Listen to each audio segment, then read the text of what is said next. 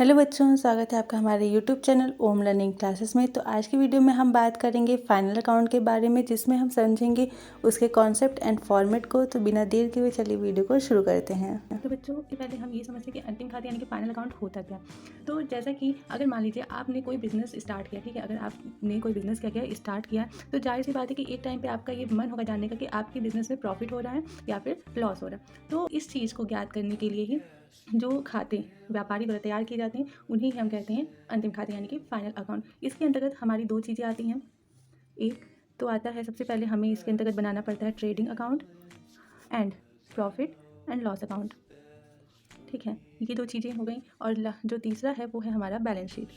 और देखिए, इसके नाम तो इसका अंतिम खाता है, लेकिन ये दोनों तो हैं, ये तो खाते हैं, इसके अंतर्गत सिर्फ दो ही खाते खुलते हैं। और ये जो हमारा ये एक तरीके से स्टेटमेंट है, ये एक तो हमारा चिट्ठा बनता है, ये कोई अकाउंट नहीं है। इसमें ट्रेडिंग अकाउंट और प्रॉफिट एंड लॉस अकाउंट से हम क्या करते हैं, ये जानते हैं कि हमारे बिजनेस की सिचुएशन क्या है, हमारा बिजनेस प्रॉफिट में है या लॉस में। जबकि बैलेंस शीट से हमें ये पता चलता है कि हमारे बिजनेस में जो भी संपत्ति है या फिर जो भी दायित्व हैं, वो सारी की कंडीशन इस टाइम पे क्या है।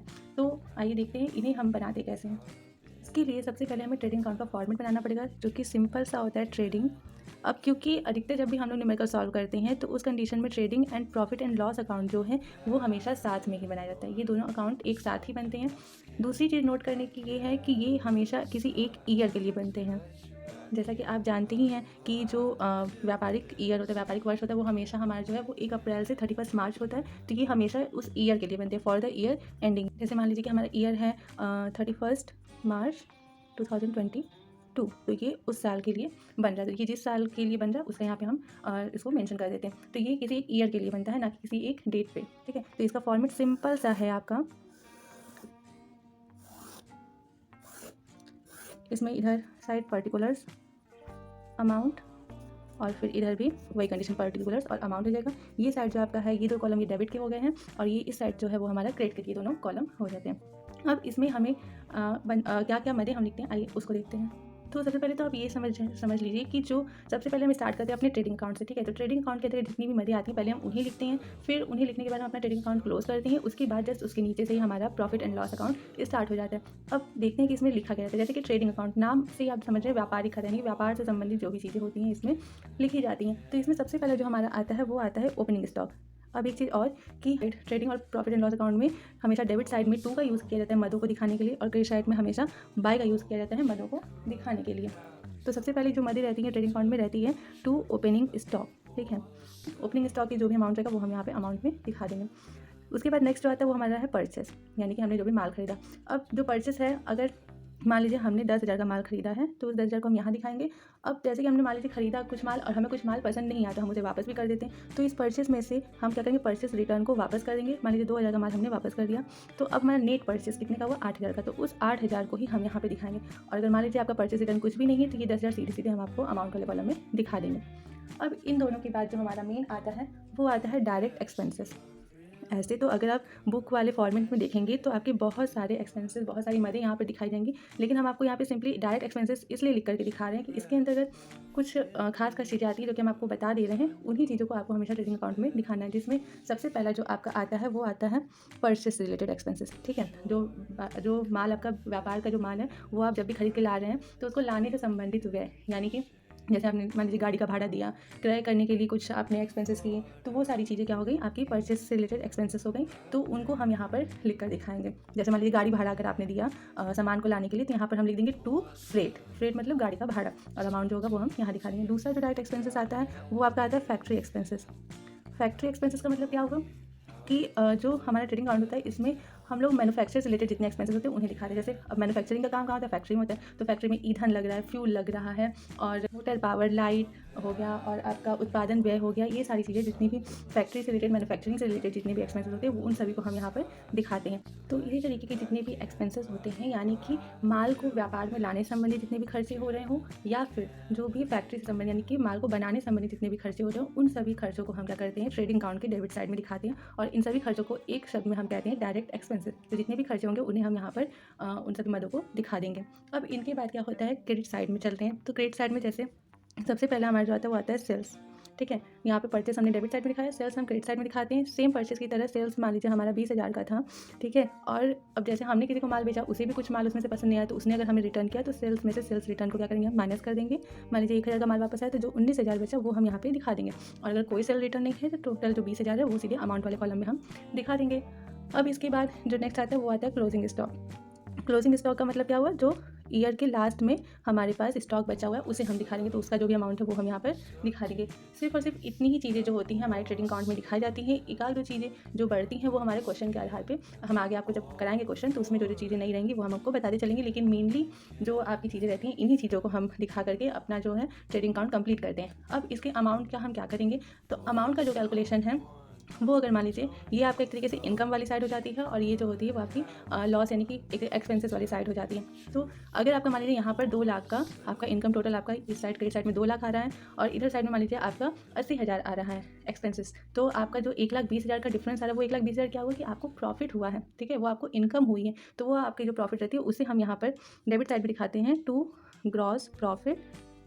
जो भी इनकम होती है ट्रेडिंग अकाउंट की उसे ग्रॉस प्रॉफिट करके दिखाते हैं, यहाँ पर कैरेट डाउन करके CD करके दिखाते हैं। मान लीजिए 1,20,000 के प्रॉफिट हुआ था तो 1,20,000 यहाँ दिखा देंगे और टोटल 2 लाख रुपए हमारे आए थे तो 2 लाख रुपए हम यहाँ दिखा देंगे, ठीक है। जिस साइड का अमाउंट ज़्यादा रहता है उसी अमाउंट को हम क्या करते हैं, दोनों साइड दिखाते हैं और जो डिफरेंस अमाउंट रहता है उसे हम इधर दिखा देते हैं। अब बाई चांस ऐसा तो है नहीं कि हमेशा हमें प्रॉफिट ही हो, कभी कभी लॉस भी हो सकता है। तो लॉस वाले कंडीशन में क्या होगा, जैसे मान लीजिए 2 लाख का हमारा खर्च 80,000 का हमारा सिर्फ और सिर्फ इनकम हुआ है और 2 लाख का हमारा खर्चा हो गया, तो हमारा जो डिफरेंस आ रहा है वो 1,20,000 का, वो 1,20,000 हमारा क्या हुआ, एक्स्ट्रा खर्चा हुआ है, तो वो हमारे लिए क्या हो गया, लॉस हो गया। तो लॉस को हम लोग इधर दिखाते हैं, तो यहाँ पर लिख देंगे by gross loss carried down, कितना 1,20,000, तो वो हम यहाँ पर दिखा देंगे।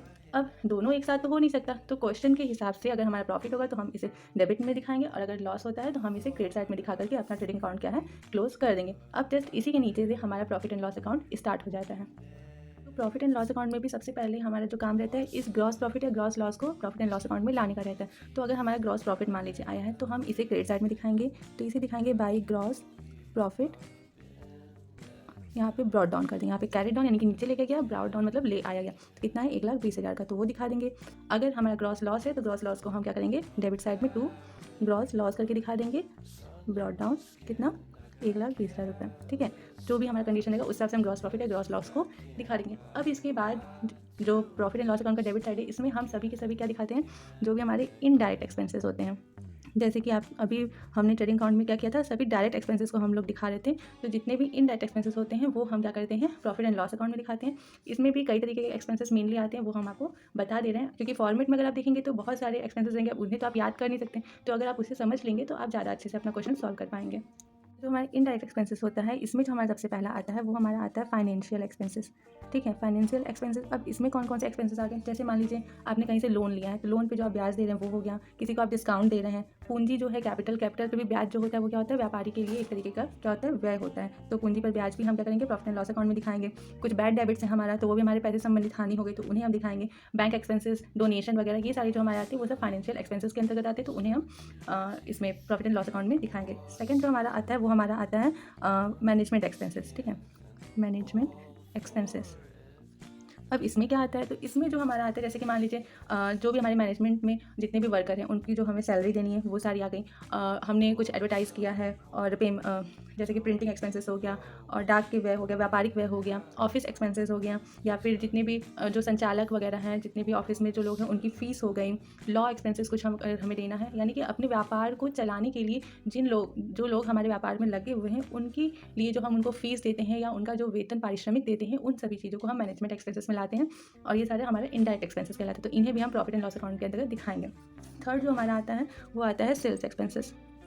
जैसा कि ट्रेडिंग अकाउंट में हमने जितने भी एक्सपेंसेस लिखे थे वो हमारे परचेज और मैन्युफैक्चरिंग से रिलेटेड थे, ठीक है, तो उसी तरीके से हमें प्रॉफिट एंड लॉस अकाउंट में सेल्स से रिलेटेड जितने भी हमारे एक्सपेंसेस होते हैं उन्हें दिखाने होते हैं। जैसे सेल के लिए अगर आप किसी को माल बेच रहे हैं तो आप अगर माल पहुंचाने की भी सिस्टम रख रहे हैं, डिलीवरी का भी सिस्टम रख रहे हैं, तो जो गाड़ी भाड़ा है वो अगर आप दे रहे हैं तो वो एक्सपेंसेस भी हम प्रॉफिट एंड लॉस अकाउंट में दिखाएंगे। एडवर्टाइजमेंट कर रहे हैं, अगर आप मान लीजिए एक्सपोर्ट करते हैं तो एक्सपोर्ट करने से रिलेटेड जो एक्सपेंसेस है उन्हें दिखाएंगे। एजेंट है अगर आपके तो उनका कमीशन वगैरह, ये सारी पैकिंग की चीज़ें जो हो गई, तो इन सभी चीज़ों को, या फिर सेल पे टैक्स लग रहा है तो ये सारी चीज़ें जो आप क्या कहीं वो सेल्स रिलेटेड हो गई, तो इन सभी चीज़ों को भी हम क्या करते हैं प्रॉफिट एंड लॉस अकाउंट के डेबिट साइड में दिखाते हैं। लास्ट में आपका जो आता है वो अदर एक्सपेंसेस, जैसे मान लीजिए कि आपके व्यापार में जाहिर सी बात है कुछ ना कुछ मशीनरी, कुछ ना कुछ संपत्ति होगी। तो उन मशीनरी या संपत्ति को जब हम लोग यूज़ करते हैं तो टाइम के साथ साथ क्या होता है कि उनकी वैल्यू जो होती है वो कम आती रहती है। जैसे मान लीजिए आप अगर बाइक खरीदते हैं, अगर आपने बाइक 1 लाख की खरीदी है तो उसको 2 महीना भी अगर आप यूज़ करते हैं तो 2 महीने बाद जब आप उसे बेचेंगे तो वो आपकी 1 लाख की बाइक नहीं बिकेगी, कुछ ना कुछ उसके मूल्य में कमी करके ही आपको बेचना पड़ेगा। तो उसकी जो कमी हुई, जो लॉस हुआ, उसे भी हम क्या करते हैं, उसे अदर एक्सपेंसेस यानी कि प्रॉफिट एंड लॉस अकाउंट के अंतर्गत उस चीज़ को भी हम क्या करते हैं, दिखाते हैं। तो इस तरीके से बहुत सारे एक्सपेंसेस आपके आ जाते हैं जिन्हें याद करना बहुत मुश्किल है। तो अगर आप इन चारों चीज़ों को अच्छे से समझ लेंगे तो इनके आधार पर जिनके जितने एक्सपेंसेस आएंगे उन सभी को आप क्वेश्चन में देख करके आराम से अपने प्रॉफिट एंड लॉस अकाउंट में दिखा पाएंगे। और प्रॉफिट एंड लॉस अकाउंट के साइड में ग्रॉस प्रॉफिट के अलावा अगर हमें कहीं से इनडायरेक्ट इनकम हुई है, यानी कि कहीं से हमें डिस्काउंट मिला है या फिर कमीशन मिला है, तो उन सभी चीज़ों को हम क्या करते हैं, प्रॉफिट एंड लॉस अकाउंट के क्रेडिट साइड में दिखा देते हैं। इसमें भी वही कंडीशन है कि आपको क्रेडिट साइड और डेबिट साइड दोनों का योग करना है। अगर क्रेडिट साइड का योग आपका ज़्यादा आ रहा है, जैसे मान लीजिए इधर का योग आपका 4 लाख का आ रहा है क्रेडिट साइड में, तो आप क्या करेंगे, इस 4 लाख को दोनों साइड में दिखा देंगे। और डेबिट साइड का जो योग है, अगर मान लीजिए आपका 1,20,000 ही है तो 4 लाख में से 1,20,000 जो अब आप माइनस करेंगे तो 2,80,000 का जो डिफरेंस आ रहा है वो 2,80,000 आपका क्या हो गया, यहाँ पे हम इसे टू नेट प्रॉफिट करके दिखाते हैं। ठीक है, इसे नेट प्रॉफिट करके दिखाते हैं। और अगर यही जस्ट अपोजिट होता है कि 4 लाख आपका डेबिट बैलेंस आ रहा है जबकि क्रेडिट बैलेंस आपका सिर्फ और सिर्फ 1,20,000 आ रहा है, तो जो 2,80,000 आपका डिफरेंस आ रहा है तो वो आपका हो जाएगा नेट लॉस। वो आपका 2,80,000 नेट लॉस हो जाएगा, उसे आप इस साइड क्रेडिट साइड में दिखा देंगे। तो इस तरीके से आपका जो है trading and profit and loss account बन करके तैयार होता है। लेकिन अब नेक्स्ट हमारा जो मेन है वो है बैलेंस शीट बनाना। तो आइए देखते हैं उसे कैसे बनाते हैं। तो जो बैलेंस शीट होता है हमारा, अब जैसे कि trading and profit and loss account जो होता है वो हमारा किसी एक ईयर के लिए बनता है, ठीक है। लेकिन जो हमारा बैलेंस शीट होता है किसी एक डेट पे बनता है, यानी कि ईयर का जो लास्ट डेट होता है, जैसे 31 मार्च 2022 को ही ये बनेगा। जो ईयर का जिस ईयर के लिए हम लोगों ने trading and profit and loss account बनाया है उसी ईयर के एंडिंग वाली जो डे होगा उसी डेट पर हम क्या करेंगे, बैलेंस शीट बनाएंगे। तो इसके लिए यहाँ पर यूज़ किया जाता है एज ऑन। जैसे मान लीजिए डेट हमारा 31 मार्च 2022 है तो ये डेट यहाँ पे लिखेंगे एज ऑन, मतलब इस डेट पर इसे बनाया गया है, इस डेट के लिए नहीं, इसी डेट पर बनाया गया है। तो अब इसका जो हम लोग फॉर्मेट तैयार करते हैं, इसका फॉर्मेट भी सिंपल सा है। इसका जो लेफ्ट साइड होता है इसमें हम लोग लिखते हैं लायबिलिटी